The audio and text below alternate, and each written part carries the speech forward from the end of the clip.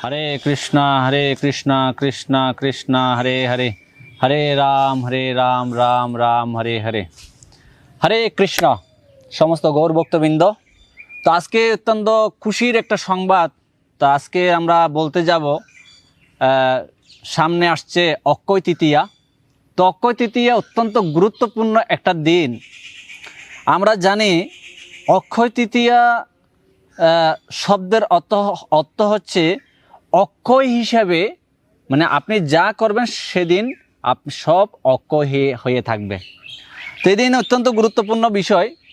বৈশাখ মাসের শুক্ল পক্ষে যে দ্বিতীয়া শেষ হয় তার পরের সময়টাকে বলা হয় অক্ষয় তৃতীয়া। তো আজকে আমরা জানব কখন কিভাবে এই অক্ষয় তৃতীয়া পালন করবেন এবং কখন সেই তিথি শুরু হবে এবং সেই অক্ষয় তৃতীয়ার দিন আপনি কি কি করবেন এবং কি কি করলে আপনি ভগবত ধাম প্রাপ্ত হবেন এবং কি কি করলে আপনি নরকগামী হতে পারেন, সে বিষয়ে আজকে আপনাদেরকে বর্ণনা করব। তো আমি বিশেষ করে অনুরোধ করব, যারা এই চ্যানেলে আপনারা এখনও সাবস্ক্রাইব করেন নাই, এই গুরুত্বপূর্ণ ভিডিও দেখার জন্য এবং আরও অন্যান্য সব গুরুত্বপূর্ণ ভিডিওগুলি পাওয়ার জন্য সাবস্ক্রাইব, লাইক, শেয়ার করে আমাদের সাথে থাকার জন্য বিশেষভাবে অনুরোধ করছি।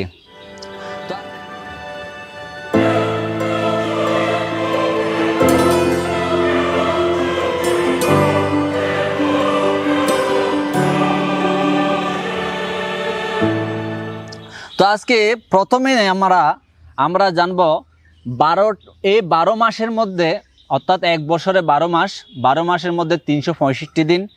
এই 365 দিনের মধ্যে 4টা দিন হচ্ছে অত্যন্ত গুরুত্বপূর্ণ। আচ্ছা, 4টা দিন কি কি? তো আমরা আলোচনা করব সে 4টা দিন কি কি। সেই 4 দিনে আপনারা যা যা করবেন, আমরা আপনাদেরকে কথা দিচ্ছি যে অক্ষয় তৃতীয়ার দিন আমরা আজকে 11টা বিষয়ে আলোচনা করব, যে 11টা বিষয় করণীয় এবং কিছু বিষয় করণীয় না, বর্জনীয়, যেটা আপনি বর্জন করবেন। যে 11টা বিষয় আপনি যে কটা করতে পারবেন, আমাদের চ্যানেলে আপনি কমেন্ট বক্সের মধ্যে লিখে দিন, আপনার নাম সহ লিখে দিবেন এবং গোত্র সহ লিখে দেবেন। আপনারা দেখতেই পাচ্ছেন ভগবান নরসিংহদেব। এই নরসিংহদেব হচ্ছে নৃসিংহদেব এমন কৃপালু যে ওনার চরণে কেউ যদি তার নাম গোত্র দিয়ে তার অভিলাষ স্বার্থে তুলসী অর্পণ করেন, সাথে সাথে তার ফলপ্রসূ হয়। করোনাকালীন যখন আমি মৃত্যু সজ্জায় ছিলাম, আমি ছিলাম অন্য জায়গায়, কিন্তু মায়াপুর একজন ভক্তকে আপনারা চেনেন, পদ্মমুখ নিমাই প্রভু, আমি তাকে ফোন করে, প্রভু আমার জন্য একটু তুলসী দেন, সাথে সাথে 1000 টাকা দিয়ে একটা তুলসী প্রদান করেছেন। আমি মৃত্যু সজ্জায় থেকে ফিরে এসেছি। তো যারা এই 11টা বিষয় বলবো, এই 11টা বিষয় যারা পালন করবেন তারা কমেন্ট বক্সে লিখবেন। আপনারা 11টা বিষয় যদি পালন করতে নাও পারেন, 2টা 4টা 5টা যেই কটা করবেন, আপনার নাম আর গোত্র দিয়ে কয়টা পালন করেছেন সেটা অবশ্যই লিখে দেবেন।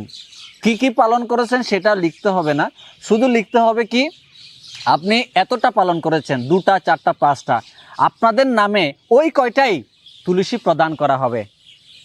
সেদিন আপনার সময় হচ্ছে যেদিন অক্ষয় তৃতীয়া, এর আগের দিন পর্যন্ত আপনার জন্য সেই সুযোগটা থাকবে। আপনি অবশ্যই এই সুযোগটা গ্রহণ করুন। আপনার বন্ধু এবং বান্ধবী, আপনার সমস্ত আত্মীয় স্বজনের কাছে এই ভিডিওটা শেয়ার করে দিন, যাতে ওনারাও এই অক্ষয় তৃতীয়ার মাহাত্ম্য শ্রবণ করে এবং তার নামে যাতে আমরা ভগবান নৃসিংহদেবের কাছে পূজা দিতে পারি, তুলসী প্রদান করতে পারি। এবং অক্ষয় তৃতীয়ার দিন ভোর 7টায়, সকাল 7টায় আমরা এই তুলসী প্রদান করব।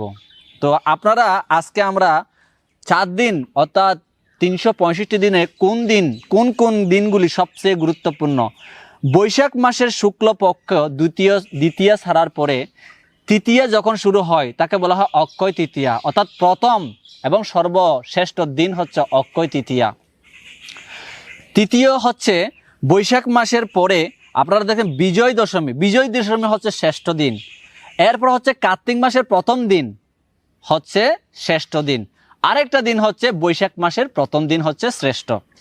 এবার আমরা আসব অক্ষয় তৃতীয়া। যেহেতু সম্মুখে বাকি এসেছে হচ্ছে অক্ষয় তৃতীয়া, এই অক্ষয় তৃতীয়ার দিন আপনি কি করবেন, আপনি কেন এত গুরুত্বপূর্ণ? অক্ষয় তৃতীয়া সাধারণত যদি কারোর জন্মদিন হয়, তারা গোটা পরে কত সুন্দর করে তারা সেদিন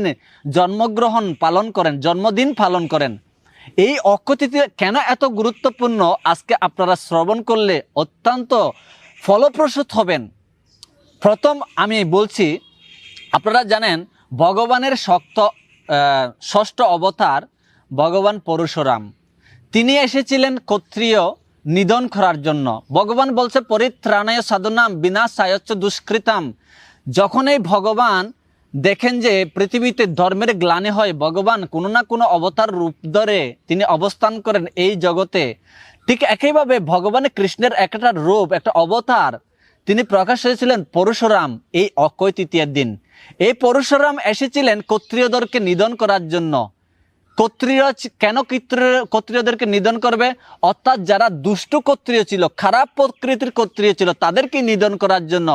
ঠিক ততনুরূপ আমাদের হৃদয়ে ক্ষত্রিয় রূপ, দুষ্ট ক্ষত্রিয় রূপ যে ইন্দ্রিয়গুলি অবস্থান করছে, আমরা সেদিন অক্ষয় তৃতীয়ার দিন ভগবান পরশুরামের কাছে আমরা প্রার্থনা করব, তিনি যাতে আমাদের ইন্দ্রিয়গুলি, যেগুলি উত্তপ্ত ইন্দ্রিয়, অর্থাৎ আমাদের যে অসংযত ইন্দ্রিয়, যে যারা দুষ্টু ক্ষত্রিয় ছিল, বধ করেছিলেন, ঠিক একইভাবে ভগবানের পরশুরাম যাতে আমাদের হৃদয়ে যে কাম ক্রোধ লোভ যেগুলি দুষ্ট ইন্দ্রিয় আছে সেগুলিকে দমন করেন এবং হত্যা করেন, বধ করেন। তো সেদিন ছিল পরশুরামের আবির্ভাব তিথি। দ্বিতীয় ছিল জগন্নাথ। আপনারা জানেন জগন্নাথ শব্দের অর্থ হচ্ছে জগৎ মানে পৃথিবী, নাথ হচ্ছে ঈশ্বর।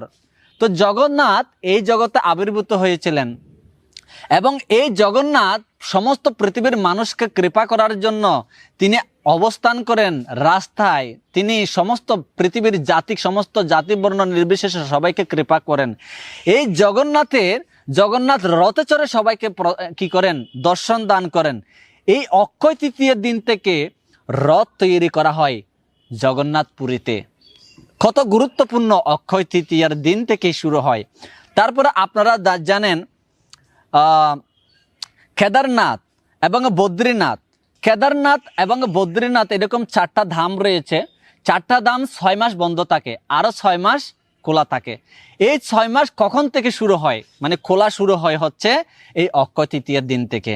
অর্থাৎ সমস্ত পৃথিবীর মানুষ 6 মাস আগ্রহ হয়ে বসে থাকে কখন বদ্রীনাথ, কেদারনাথ 4টা ধাম কখন খুলবে। সেদিন গিয়ে ভগবান কি করেন? ভগবানকে দর্শন করার জন্য তারা সেখানে গমন করেন। আপনারা জানেন গঙ্গা, ভগীরথী এই পৃথিবীতে গঙ্গাকে আহ্বান করেছিলেন এই অক্ষয় তৃতীয়ার দিন। তো গঙ্গায় আরোহণ করে পৃথিবীর মানুষ কি হয় যে পবিত্র হয়। এই গঙ্গা অবস্থান করেছিলেন এই অক্ষয় তৃতীয়ার দিন। তাহলে কত গুরুত্বপূর্ণ, কত মহান ঋষি এবং পবিত্র তীর্থের আগমন হয়েছিল, অবতীর্ণ হয়েছিল এই অক্ষয় তৃতীয়ার দিন। তাহলে আমাদের জন্য কত গুরুত্বপূর্ণ।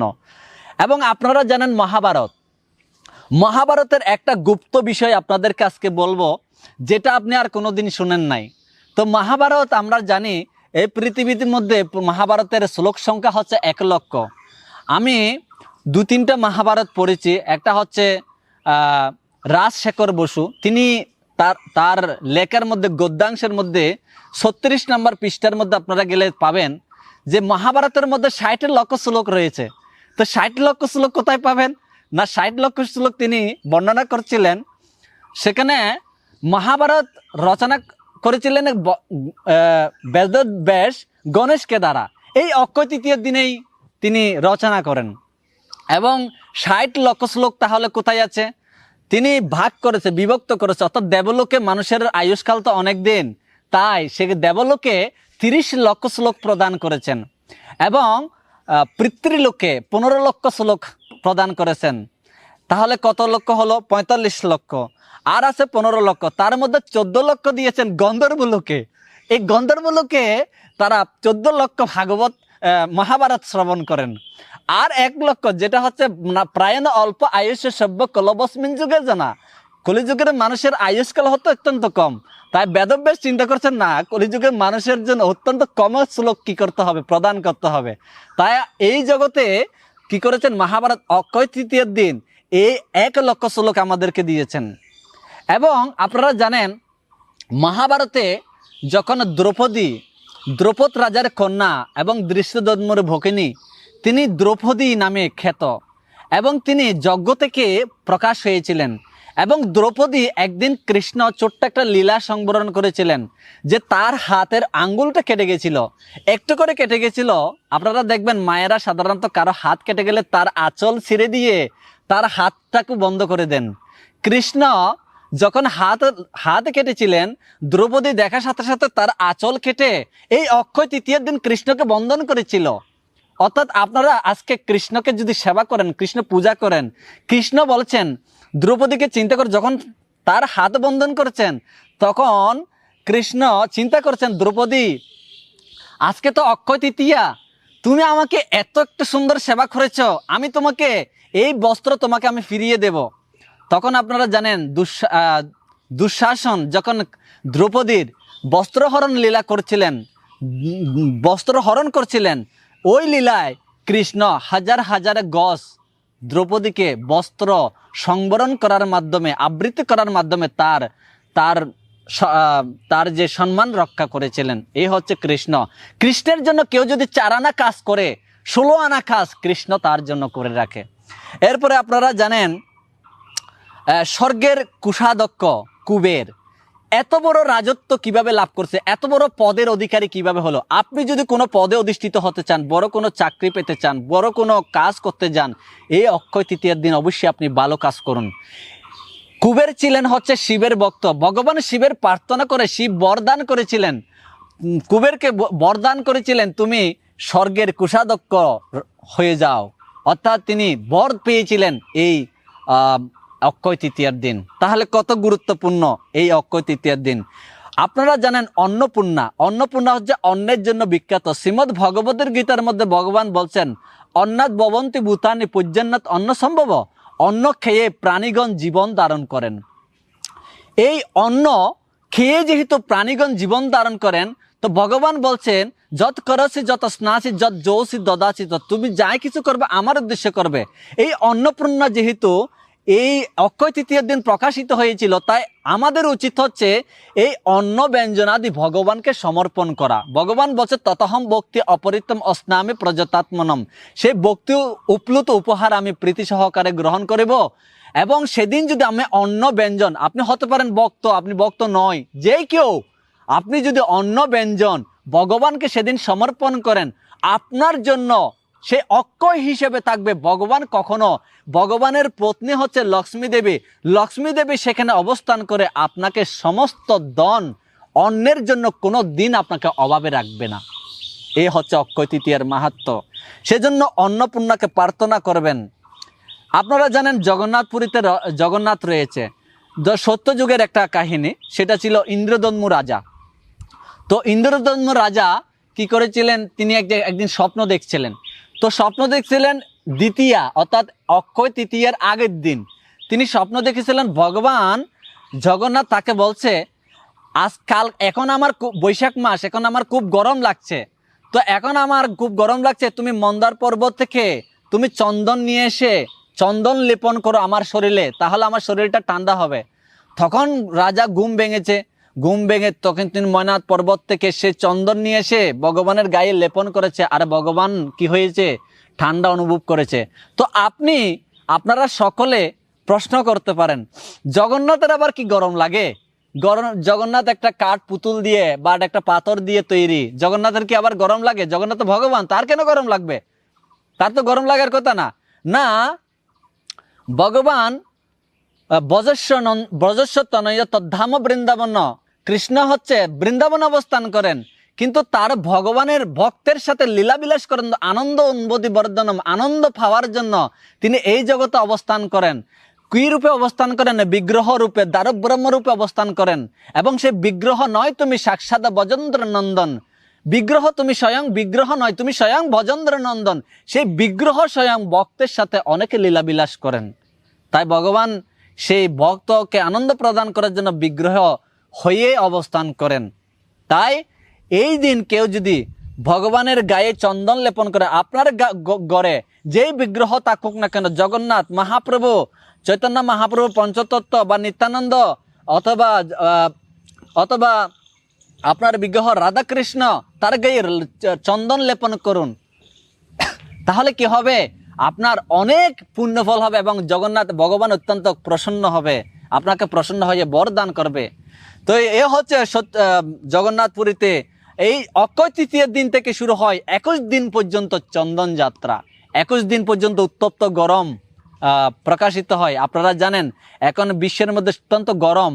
আপনারা কলকাতা শহরে 43, 44, 45 ডিগ্রি সেলসিয়াস অত্যন্ত গরম। ভগবানকে কি করুন? উষ্ণ ঠান্ডা জল প্রদান করুন এই অক্ষয় তৃতীয়ার দিন। এরকম এই অক্ষয় তৃতীয় আরো একটা গুরুত্বপূর্ণ বিষয় হচ্ছে, সত্যযুগের সূচনা হয় এই অক্ষয় তৃতীয়ার দিন থেকে, এবং আপনারা জানেন ত্রেতা যুগও শুরু হয়েছিল এই অক্ষয় তৃতীয়ার দিন থেকে। তো এই জন্য এই অক্ষয় তৃতীয়া অত্যন্ত গুরুত্বপূর্ণ। অক্ষয় তৃতীয়ার দিন আপনি যা করবেন, সেজন্য আপনি এই অক্ষয় তৃতীয়া যা করবেন সেটা অক্ষয় হিসেবে থাকবে। এবং এই অক্ষয় তৃতীয়া কখন শুরু হচ্ছে আমি বলছি, এরপরে বলছি কি করণীয় এবং কি করণীয় বর্জন করবেন। আপনারা শুনতে থাকুন। তো আপনারা জানেন 27শে বৈশাখ 1431 বঙ্গাব্দ এবং 10ই মে রোজ শুক্রবার, 10ই মে 2024 রোজ শুক্রবার থেকে অক্ষয় তৃতীয়া শুরু হচ্ছে। আমি আবার বলছি, 27শে বৈশাখ 1431 বঙ্গাব্দ এবং 10ই মে 2024 রোজ শুক্রবার থেকে এই অক্ষয় তৃতীয়া শুরু হচ্ছে। আমরা কয়টা থেকে শুরু হচ্ছে বলছি, ভোর 5:44 থেকে এই অক্ষয় তৃতীয়া আরম্ভ হচ্ছে, অর্থাৎ ব্রহ্ম মুহূর্ত পেরিয়ে যাচ্ছে। তখন থেকে যেহেতু অক্ষয় তৃতীয়া শুরু হচ্ছে, তাই ডেফিনেটলি অবশ্যই আপনাকে এই 10ই মে অক্ষয় তৃতীয়া পালন করতে হবে। এবং সেটা কতক্ষণ পর্যন্ত অবস্থান করছে, অর্থাৎ সারা দিন চলে যাবে। 10ই মে সারা দিন চলে যাবে, তারপরে বিকাল চলে যাবে, রাত চলে যাবে, ভোর 4:49 পর্যন্ত, ভোর 4:49 পর্যন্ত এই অক্ষয় তৃতীয়া থাকবে। আরেকটা গুরুত্বপূর্ণ বিষয় হচ্ছে, এই রোহিণী নক্ষত্র আগের দিন শুরু হচ্ছে এবং পরের দিন 12:33 পর্যন্ত রোহিণী নক্ষত্র অবস্থান করছেন। এই শুভ দিনে, শুভক্ষণে আমাদের উচিত হচ্ছে এই অক্ষয় তৃতীয়া দিন আপনি অবশ্যই যা যা করবেন, আপনি ভালো করলে ভালো ফল পাবেন, অক্ষয় হয়ে থাকবে। এবং সেদিন ভগবান আপনার সমস্ত ভালো গুণগুলি গ্রহণ করবেন, খারাপ গুণগুলিও কিন্তু গ্রহণ করবেন। অত্যন্ত বি কেয়ারফুল থাকতে হবে। ওই দিন আমাদের সূক্ষ্মভাবে ঘরে কি করবেন আজকে আমি বলছি। 11টা বিষয় বলছি, আমি আগেই বলে দিয়েছি। আপনারা 11টা বিষয়ের মধ্যে যে কয়টা আপনারা পালন করতে পারবেন কমেন্ট বক্সে অবশ্যই লিখে পাঠাবেন এবং আপনার নাম আর গোত্র লিখে পাঠাবেন। আমরা ভগবান নৃসিংহদেবকে মায়াপুরে আপনাদের জন্য তুলসী প্রদান করব। তো সেটা প্রথমটা হচ্ছে, আপনি প্রাতঃ ঘুম থেকে উঠবেন, একদম সকাল ভোরে ঘুম থেকে 4টায় ঘুম থেকে উঠবেন। এটা হচ্ছে নাম্বার 1। নাম্বার 2 হচ্ছে, উঠার সাথে সাথে আপনি ভূমিদেবীকে প্রার্থনা করবেন এবং ভূমিদেবীকে প্রণাম করবেন। ভূমিদেবীকে বর দেখবেন, যে বর প্রদান করার জন্য বলবেন, ভূমি যাতে আমাদের এই জগতের ফলাদি উৎপন্ন করতে পারে। তৃতীয় হচ্ছে, আপনি বুড়ে স্নান করবেন। যদি গঙ্গা জলে স্নান করতে পারেন ভালো, যদি গঙ্গা না থাকে, যে জল আছে তাকে গঙ্গা বানিয়ে গঙ্গা জল তৈরি করে আপনি স্নান করতে পারেন। এরপরে যদি না হয়, আপনি সেই গঙ্গা 3বারের অধিক যদি আপনি গঙ্গা বলে আপনি স্নান করেন, গঙ্গার জলে স্নানের সমতুল্য হয়। 4 নাম্বার হচ্ছে, আপনি পিতামাতাকে প্রণাম করবেন। সেদিন প্রতিদিন প্রণাম করা উচিত, কিন্তু অক্ষয় তৃতীয়ার দিন আপনি প্রথমে ভগবানকে তো করবেনই, এরপরে পিতামাতাকে অবশ্যই চরণ ধরে তাদের কাছে প্রার্থনা করবেন। পিতামাতা সেই পিতামাতা, সেই পরম বন্ধু, যে শ্রীকৃষ্ণের চরণে প্রেম ভক্তিদাতা, সেই পিতামাতা, সেই পরম বন্ধু। 5 নাম্বার হচ্ছে, পূজা অর্চনা করবেন। সেদিন আগরবাতি, পঞ্চপ্রদীপ এবং বস্ত্র, তারপরে রুমাল, তারপরে জলশঙ্খ, তারপরে চামর, ব্যঞ্জন দিয়ে ভগবানকে অর্চনা করবেন। সেদিন অবশ্যই আপনি চন্দন লেপন করবেন। পারলে আগের দিন চন্দন বেটে রাখবেন এবং ভগবানের গায়ে চন্দন লাগাইয়ে দেবেন, খুব সুন্দর করে চন্দন লাগাতে পারেন। ষষ্ঠ হচ্ছে আপনি সূর্য প্রণাম করবেন, সূর্যদেবের কাছে এসে প্রার্থনা করবেন এবং বর দেখবেন যে ভগবানের কাছে সূর্যদেবের কাছে প্রার্থনা করবেন, সূর্যদেবকে প্রণাম করবেন। তারপর হচ্ছে সপ্তম হচ্ছে আপনি অষ্টম হচ্ছে আপনি দান করবেন সেদিন।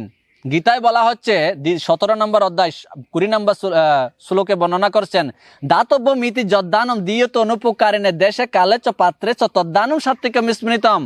সেদিন আপনি সে দান হবে সাত্বিক দান, বৈষ্ণব ব্রাহ্মণদেরকে আপনাদের আশেপাশে সবাইকে খাওয়াতে পারেন, বস্ত্র দান করতে পারেন, সেদিন দানটা অক্ষয় হয়ে থাকবে।